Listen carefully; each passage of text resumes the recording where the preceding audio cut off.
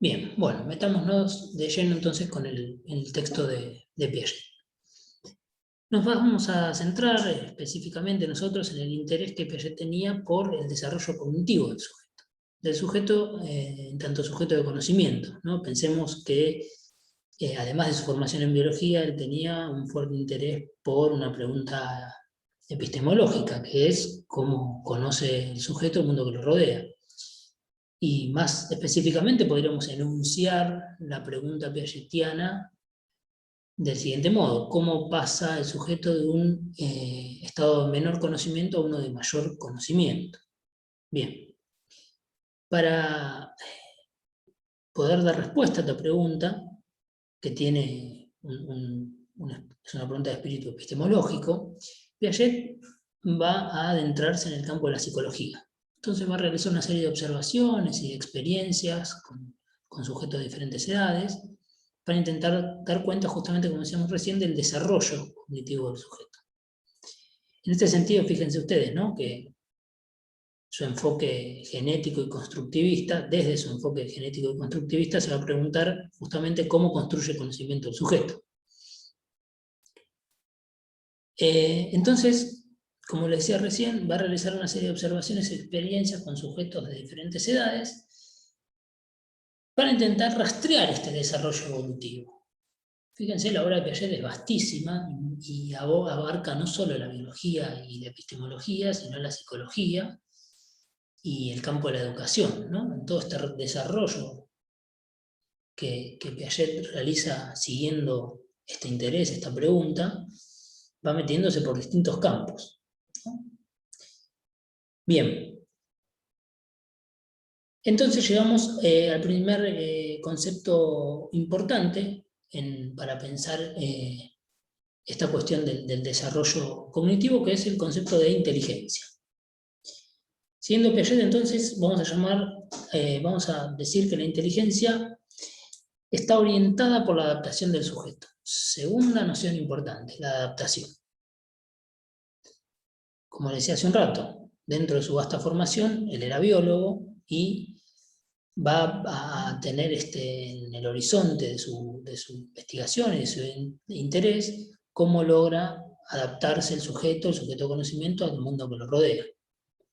En este sentido tiene una visión continuista, ¿no? Porque por un lado la pregunta es cómo el organismo logra adaptarse al medio, y por otro lado, ¿no?, desde un enfoque fuertemente biológico, y por otro lado, en continuación, con esta lógica, cómo logra adaptarse el sujeto de conocimiento, ya específicamente el ser humano como sujeto de conocimiento, al mundo que lo rodea. Entonces retomemos la cuestión de la inteligencia. Para Piaget, la inteligencia está orientada por la adaptación del sujeto al medio. De hecho, la inteligencia es un instrumento que nos permite adaptarnos. En un libro que se llama El nacimiento de la inteligencia en el niño, Piaget redondamente dice: la inteligencia es una adaptación.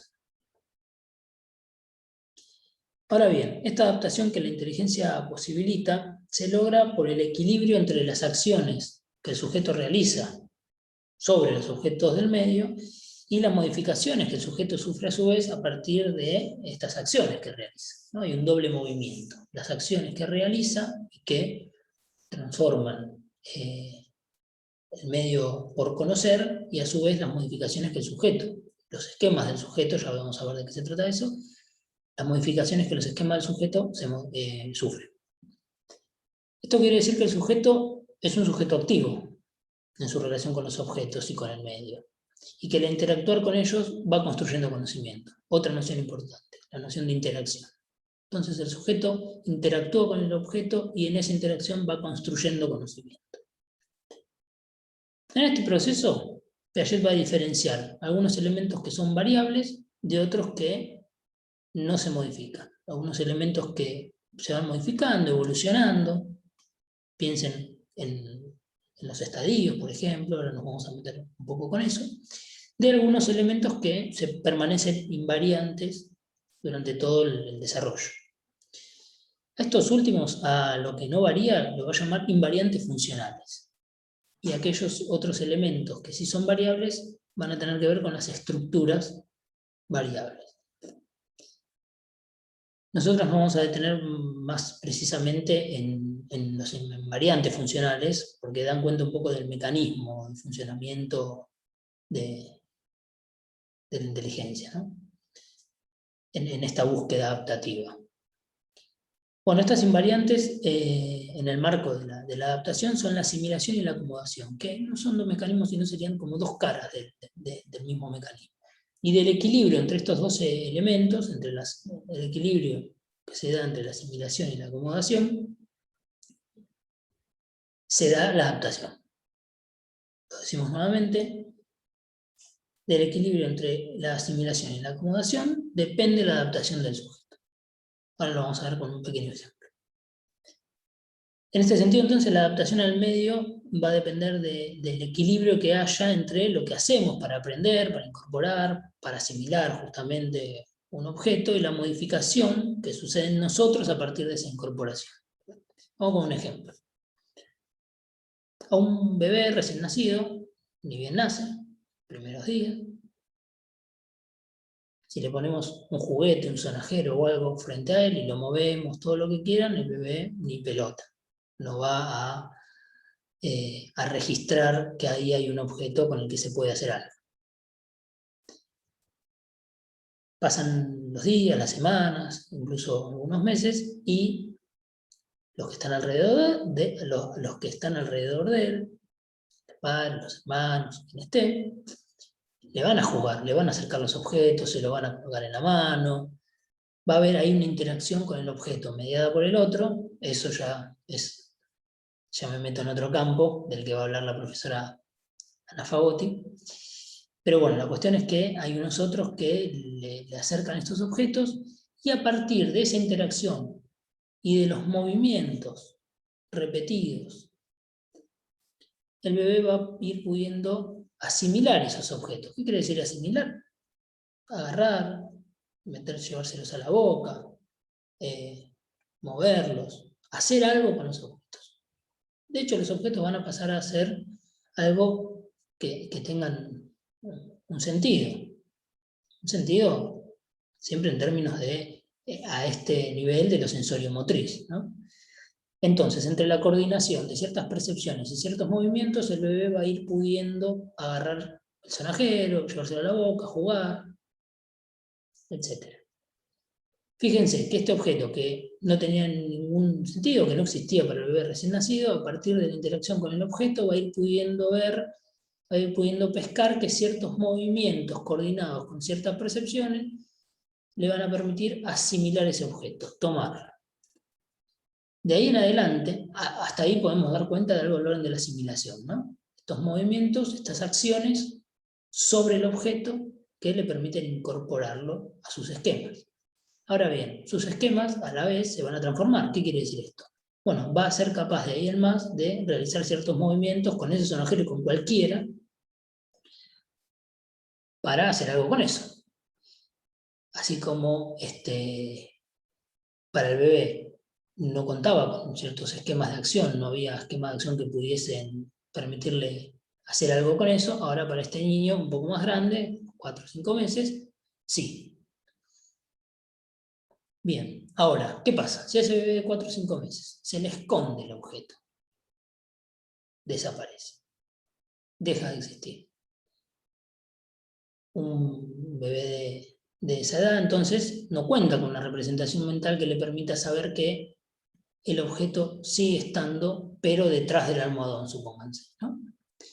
Sino que al esconderlo desaparece. Bueno, nuevamente, mediante la repetición de los juegos que le hacen sus otros, sus padres, sus hermanos, quien sea, mediante la repetición de la aparición y la desaparición del objeto, el niño va a ir pudiendo incorporar la noción de un objeto que persiste aunque no esté presentado a la percepción. Entonces ahí nuevamente va a haber una modificación en sus esquemas, a partir de las acciones que realizó con ese objeto, ¿no? de este juego que decimos de aparición y desaparición, etc. Bien. Entonces, esta asimilación y esta acomodación, esta interacción con el objeto va a ir permitiendo que el desarrollo cognitivo vaya evolucionando y se vayan dando una serie de esquemas que le van a permitir al sujeto ir adaptándose de un modo cada vez más eficaz al mundo que los rodea. Entonces, en relación a esta cuestión de los esquemas que decimos, vamos a decir lo siguiente. No todos los sujetos cuentan con las mismas posibilidades de incorporación y asimilación, como veíamos recién en el ejemplo. No todas las personas en el sentido de la cuestión de la edad, ¿no? Me refiero a eso. Es que hay algo evolutivo. Dependiendo de la edad, entonces, vamos a contar con diferentes posibilidades. Y esas diferencias aluden a lo que decíamos antes del elemento variable, de los esquemas de acción. Definámoslo ahora, con qué tiene que ver esto de los esquemas de acción. Son el conjunto de acciones o operaciones aprendidas con las que cuenta el sujeto, precisamente como decíamos recién, para interactuar con el medio que lo rodea.